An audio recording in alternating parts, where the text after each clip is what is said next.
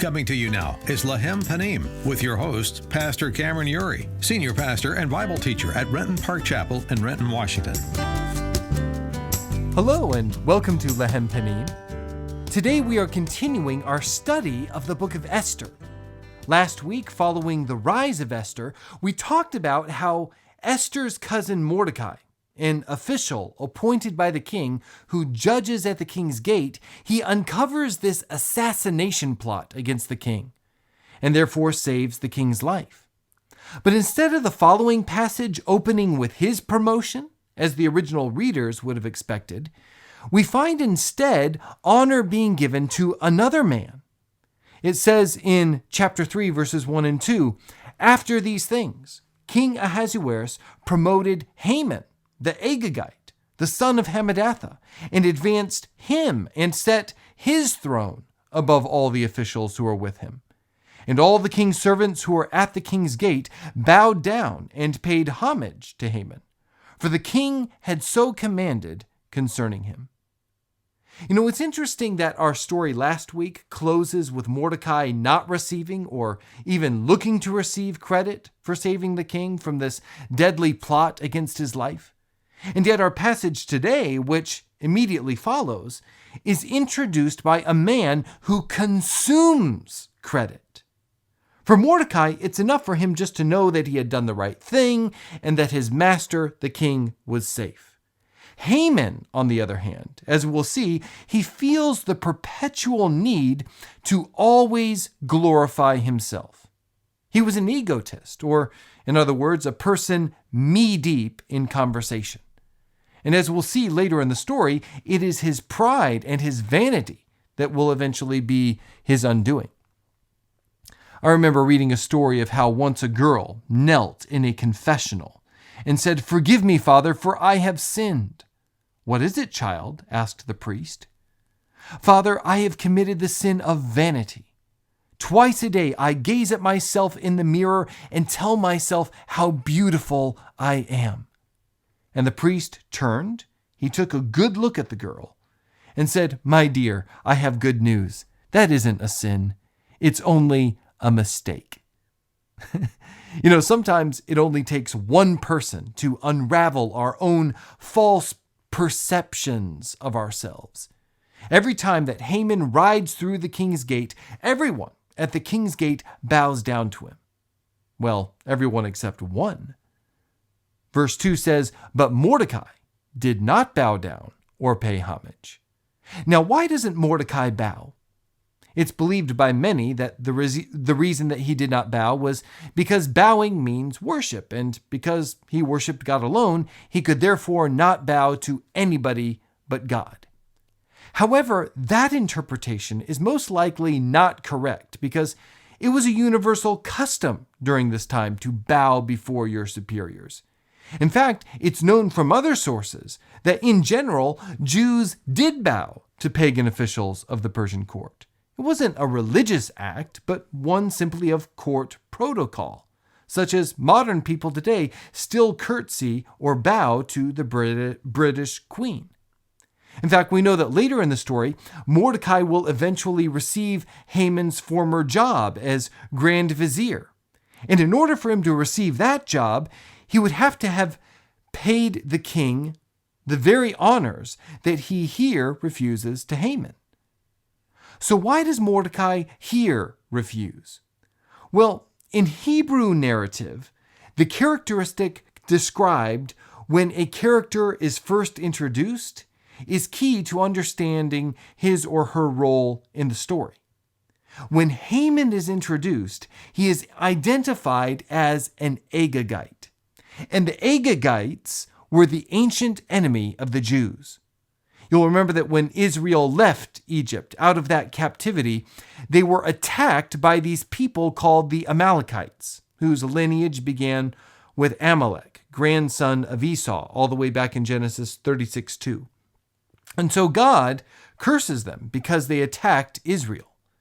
And when God gave the covenant to his people at Sinai, he said that he promised to protect Israel and to be at war with Amalek, those who set themselves against his people, in every generation. Well, The king of the Amalekites during the reign of Saul was a king by the name of Agag. And in the book of 1 Samuel, God says to Saul, through the prophet Samuel, I have noted what Amalek did to Israel in opposing them on the way when they came out of Egypt.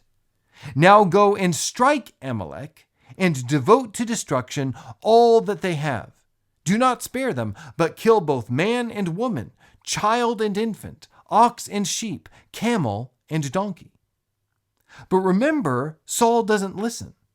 He defeats the Amalekites, who are led by King Agag, but it says Saul and the people spared Agag and the best of the sheep and of the oxen and of the fattened calves and the lambs and all that was good, and would not utterly destroy them.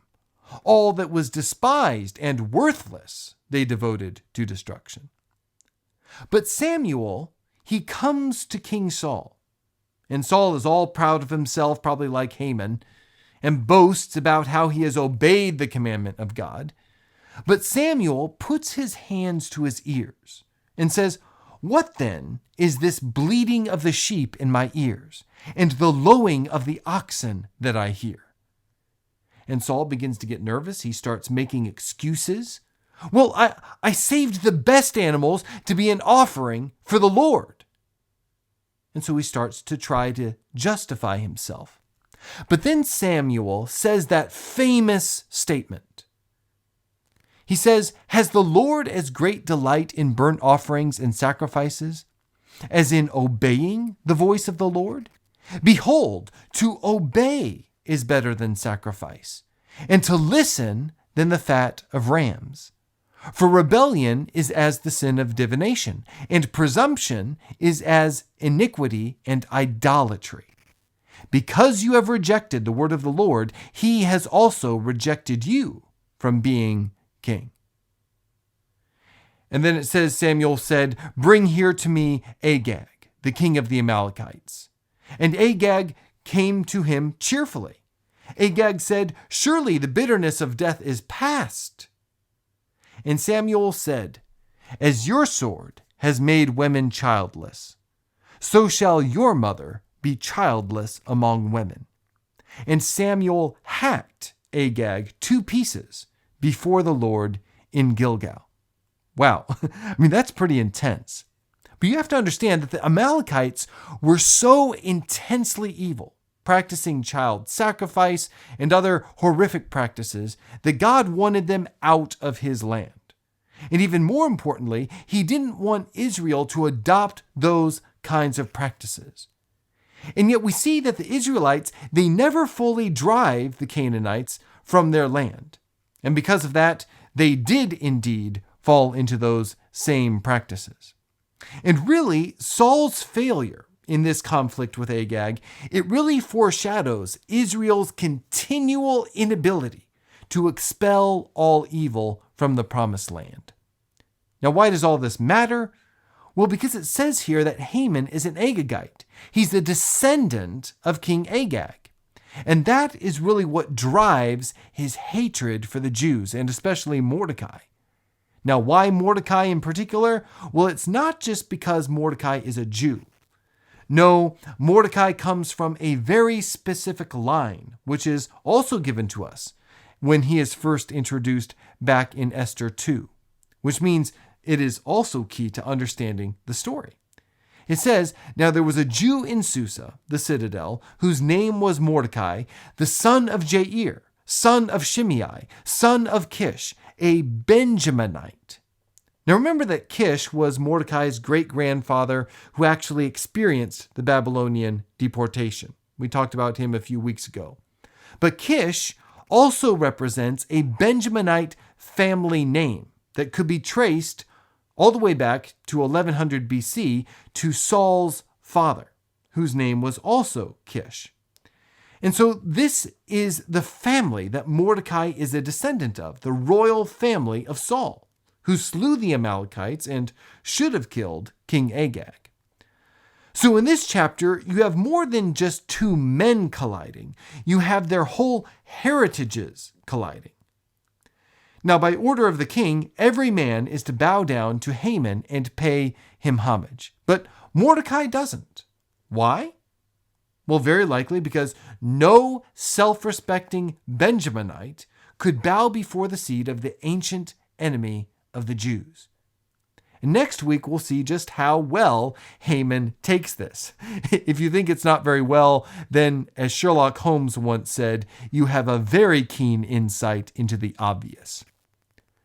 But what our passage today shows us is that you and I need to be careful not to pay homage to anything that God has called us to put to death. Anything that might rob us of the fullness of God's presence. This past week, my daughter Allie asked Jesus into her life.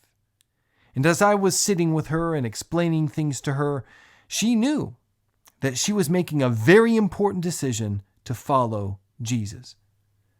But as a father, as I look into her beautiful blonde-haired face, I don't think I've ever seen a prettier face. I think, what is my precious Allie's walk with Jesus going to look like if I'm not completely sold out to Jesus? What are the ungodly things that I still choose to pay homage to? When she gets married someday, most likely she will. I don't like to think about it. I want to keep her forever. But I think, how is her marriage, her kids, her grandkids?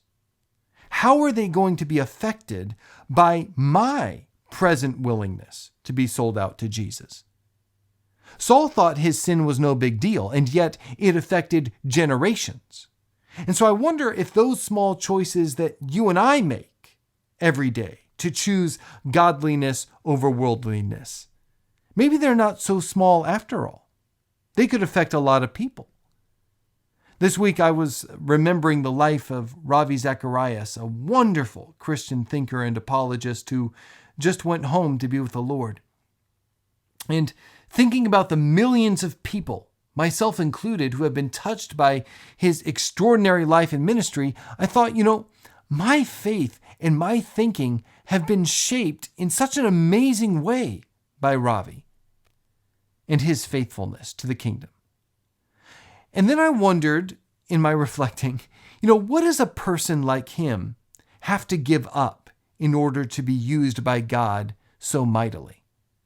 And maybe there are some major things, but I think most of what true men and women of God give up are the little things. Any little thing that might rob them of the presence of God. God anoints people and he blesses people who are sold out, hook, line, and sinker to him, who will not call clean or okay anything that he has called unclean. And so my challenge to you today, and to me, is let us, like Mordecai, choose to live lives that are free of uncleanness. Let us commit to living lives of holiness and obedience to God. If we do that, then we, like Esther and Mordecai, we will experience the favor and blessing of God. Let's commit to that today. Amen. Today's episode of Lechem Panim has been made possible by Renton Park Chapel, a church that is committed to the ministry of sharing the joy of hearing and doing God's Word, and to the mission of bringing people into the life-giving presence of Jesus Christ in and through vibrant preaching, teaching, Bible study, prayer, and ministry to a world that is in desperate need of the healing touch of Jesus Christ. If you'd like to learn more about our ministry here at Renton Park Chapel, or would like to request any of our messages here on Lechem Panim, you can visit us online at rentonparkchapel.org or lechempanim.org. You can also find us on both Facebook and Twitter. We look forward to hearing from you, and thank you for listening. And may you know all the fullness of having in your life the bread of the presence of God.